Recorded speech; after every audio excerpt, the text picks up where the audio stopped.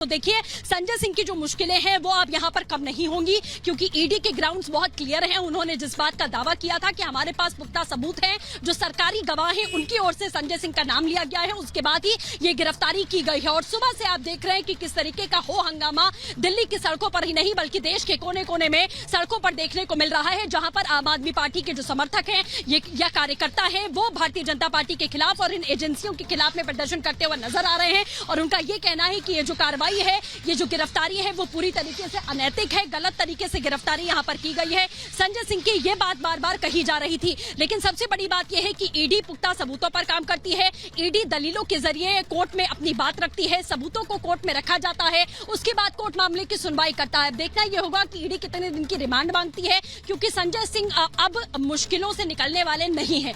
ED की लंबे चौड़े सवाल हैं जिनके जवाब संजय सिंह को देने होंगे कि आखिरकार इसका किंग पिंग कौन है, आखिरकार इसका कर्ता धर्ता कौन है। आबकारी नीति में इतना बड़ा जो घोटाला हुआ, करोड़ों का जो गबन हुआ, उसका कर्ता धर्ता आखिरकार कौन है, ये अपने आप में सबसे बड़ी बात है। हमारी सहयोगी मीनाक्षी भी आम आदमी पार्टी ऑफिस से लगातार बनी हुई है। मीनाक्षी, सुबह से आप तस्वीरें दिखा रही थी कि कैसे आम आदमी पार्टी के जो कार्यकर्ता हैं वो कह रहे हैं कि 15 महीने में क्या मिला छापेमारी में। अब ईडी बता रही है कि 2 करोड़ का ट्रांजैक्शन जो हुआ वो दिनेश अरोड़ा ने उसकी पुष्टि की है। मीनाक्षी,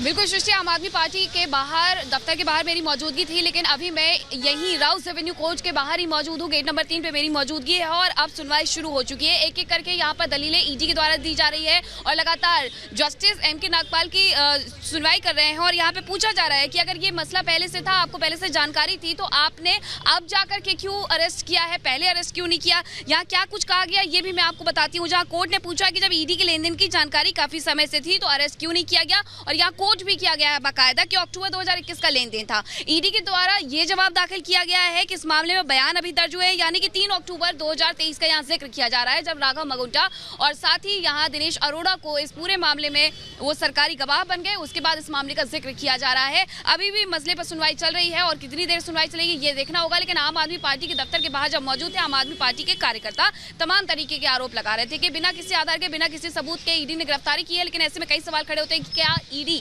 कभी बिना किसी सबूत के गिरफ्तारी कर सकती है। और ऐसे में आज जब सुनवाई चल रही है तो 2 करोड़ के ट्रांजैक्शन का जो जिक्र किया जा रहा है, उसे लेकर के भी कहीं ना कहीं बात निकल करके सामने आ रही है कि ये ट्रांजैक्शन कैसे हुआ, कब हुआ, क्यों हुआ। ये तमाम जो आरोप हैं जो संजय सिंह पर लग रहे हैं, अब उन्हें इसके जवाब यहाँ पर देने होंगे। संजय सिंह कह रहे हैं कि ईडी साफ तौर पर झूठ बोल रही है, लेकिन अब ये बेंच को तय करना है कि ईडी की तरफ से जो दलीलें दी जा रही हैं, क्या वो दलीलें इस तरीके की हैं कि संजय सिंह को यहाँ पर रिमांड पर भेज दिया जाए। कितने दिन की ईडी यहाँ पर रिमांड मांगती है और क्या रिमांड मिलती है आगे की पूछताछ के लिए, इस पर भी नजर रहने वाली है।